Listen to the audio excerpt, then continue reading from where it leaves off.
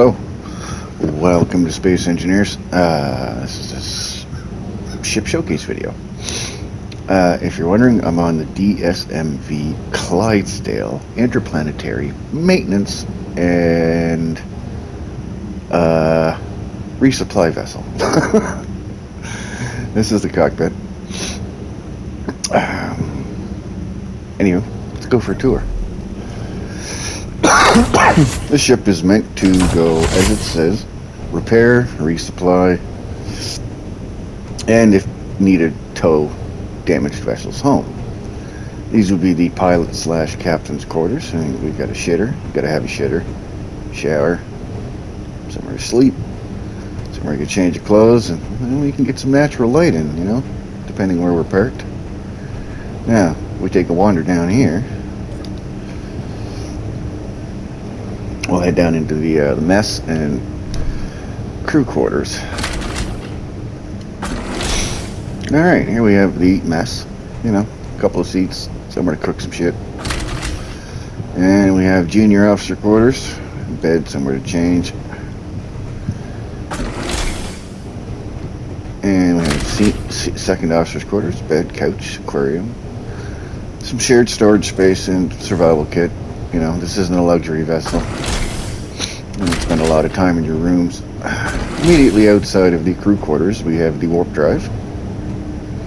This is only 2 of 4 warp drives. I believe in redundancy. Has a warp drive range of about 1,500 kilometers if you're lightly loaded. I've got about 2 million kilograms on, and my range is 1572.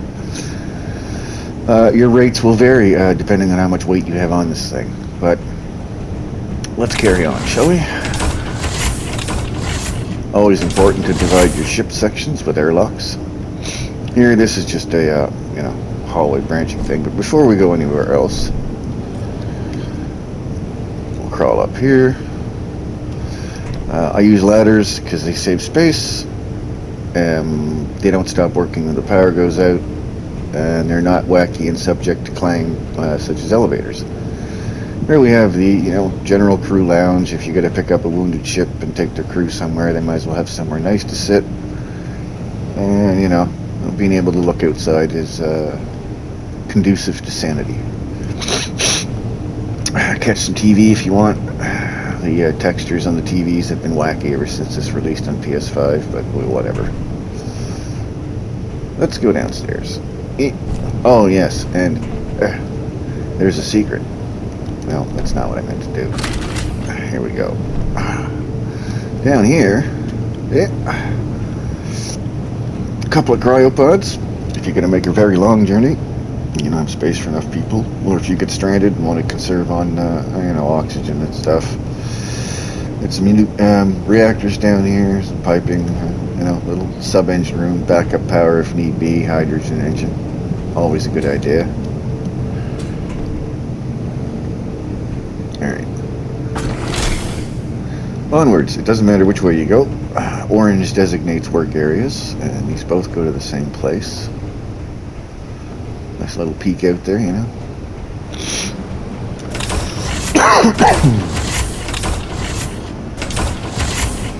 In here we have the hangar bay, some assemblers and refineries, in case you need to mine some stuff and make some materials if you didn't bring the right things.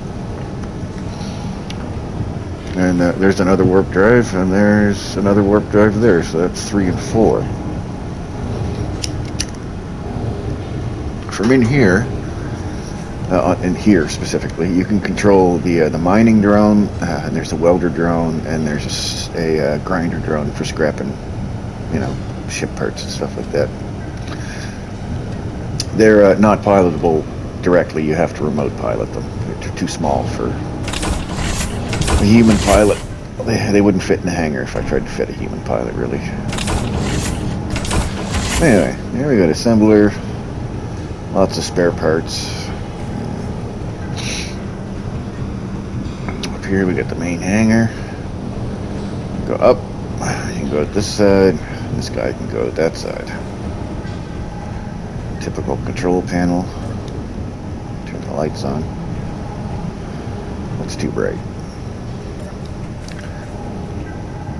I'll open those in a sec. We want to go for the outside tour.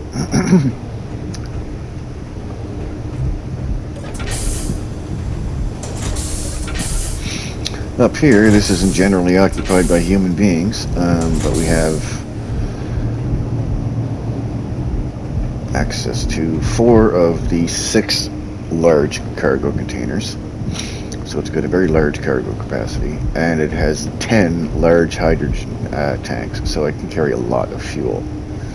Hence the maintenance and resupply vessel. We've got some AI control here if you need it, if you want to put a crane on or add something later, some event blocks.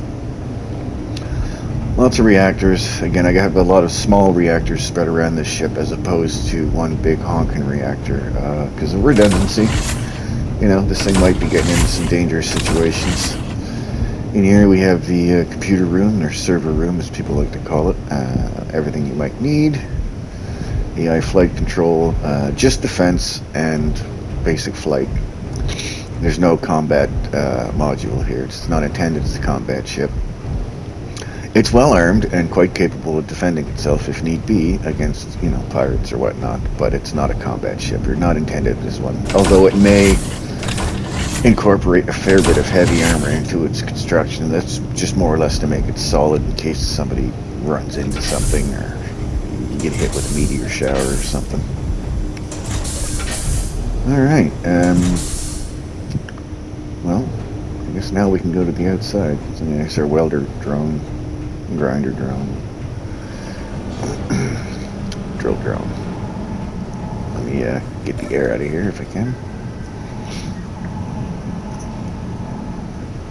I don't think it matters. My oxygen tanks are full, so I doubt it'll depressurize it completely, but whatever. Nope, that's the wrong button.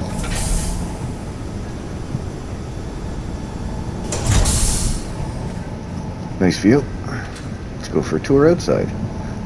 That is seemingly a bad idea for safety, but it's the other way around. It is dangerous. You can't come out with that's on. But if somebody's trying to bust into your ship and you don't want them to, well, you just cook them. Simple as that. Alright, for a sense of scale, here I am. I'm about a third of the height of this door, and I'm in the middle.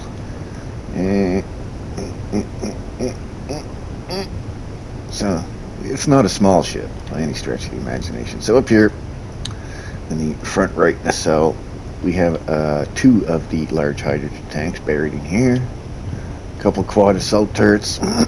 Those are a mod. I believe it's called Warfare DLC Editions.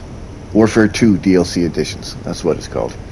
It's a good one. It's basically in-game turrets, but more boom boom. You know, a little bit of detail in here in the thrusters and stuff. I like being able to see the fiddly bits. You know, although I'm not particularly into ships with a lot of like skeletal designs, you know, unfinished blocks, that kind of stuff. I like mine to look a little bit, you know, classy. In here, I believe we have 2 more hydrogen tanks buried, or some of them anyway, protected with some heavy armor shielding. Got some spotlights that follow you. And this is basically our main form of protection. At about 2-kilometer range. Fully automated turret, doesn't require a control block. It's also part of that Warfare 2 DLC edition mod I was talking about. If I remember correctly, that's the only mod I have on this ship, is that mod for the turrets. Here we got the back end, a little bit of greeblies. Lots of hydrogen thrusters. You know, we don't use them in space, you know, unless we need to. That's what we've got the ion thrusters for. But if you need to get somewhere quick or accelerate quickly away from a threat, those will do you.